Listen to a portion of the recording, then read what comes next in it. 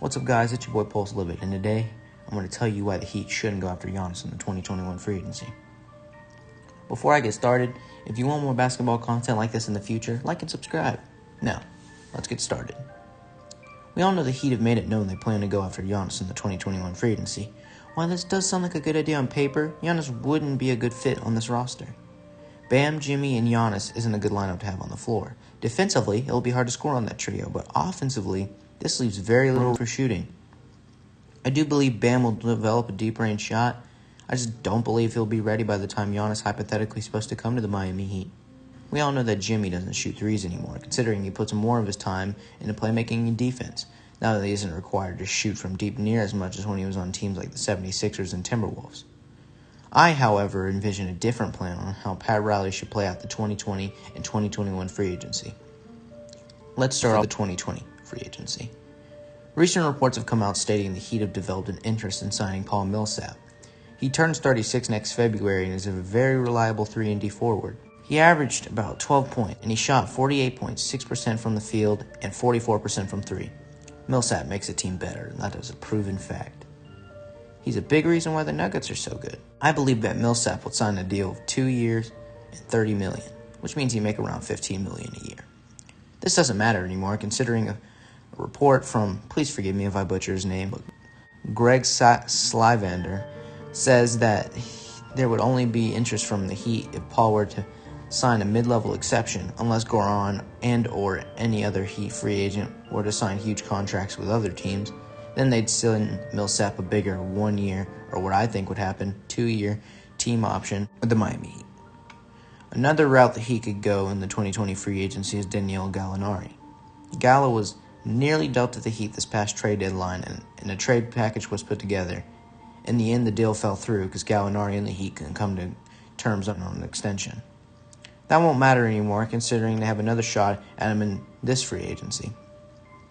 Gallinari turns 32 in August, which means he would most likely be signing a longer deal than Millsap. He averaged 19.2 points on 43.9% from the field and 40.9% from three. Gallinari brings more scoring, while Millsap brings more defense. Either option brings something good to the 305. If he were to sign, I'd see him wanting a 3-year deal. Next up is the 2021 free agency. Every Heat fan and their mother will tell you that Giannis to the Heat is happening, but with my prediction, I just don't see it happening. There is another option. The other player the Heat openly said they were targeting, Victor Oladipo. There might be some concern to signing him, though, because on January 23rd, 2019, Oladipo suffered from a ruptured quad tendon in his right knee. This injury kept him out of commission until January 29, 2020. He was a bit rusty when he returned, but flashes of his old self were revealed through his play. The pandemic prevented him from playing anymore, but the extra time off has given him more time to let the injury thoroughly heal and hopefully get back to his old self. If the Heat can get All-Star Oladipo back, it will mean instant title contention for the Miami Heat. Nobody is scoring on a backcourt of Jimmy Oladipo. Another factor that goes into all of this is how much Bam wants. Bam is a huge part of this Heat team and is due for an extension. Bam deserves a max or near max deal. I believe that Bam would at least want $25 million a year, which is completely doable, but don't be surprised if a max is signed. If Bam were to sign an extension but take a pay cut, maybe around $20 million in the first year on a backloaded contract, that would leave more room to sign key role players. The role player that he should prioritize in the 2020 free agency is players such as Goran Dragic, who was in contention for Sixth Man of the Year and said he would take a pay cut to stay on the team. Myers Leonard, who is one of the best big man three-point shooters in the NBA. And Derrick Jones Jr., who made terrific progress as a player this year and was a great defensive wing. And you can't forget that he's the best dunker in the NBA. Players like Solomon Hill and Jay Crowder may leave. Even though Jay has stated that he loves Miami, I don't believe he's willing to take a pay cut. Mr. 305 himself, Udonis Haslem, will probably retire. And my, what a legacy he's left. Now, in the 2021 free agency, they have to re-sign Duncan Robinson, a top 3 shooter in the NBA, and Kendrick Nunn, a surprising player, who's top 5 rookie in the NBA this season. Now, here's what I think will happen.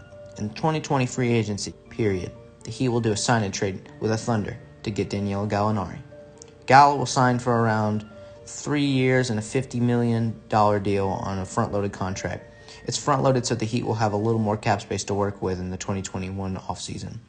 This deal will send Gallo to the Heat for Kelly Olynyk because I believe he'll accept his player option and a 2022 second-round pick.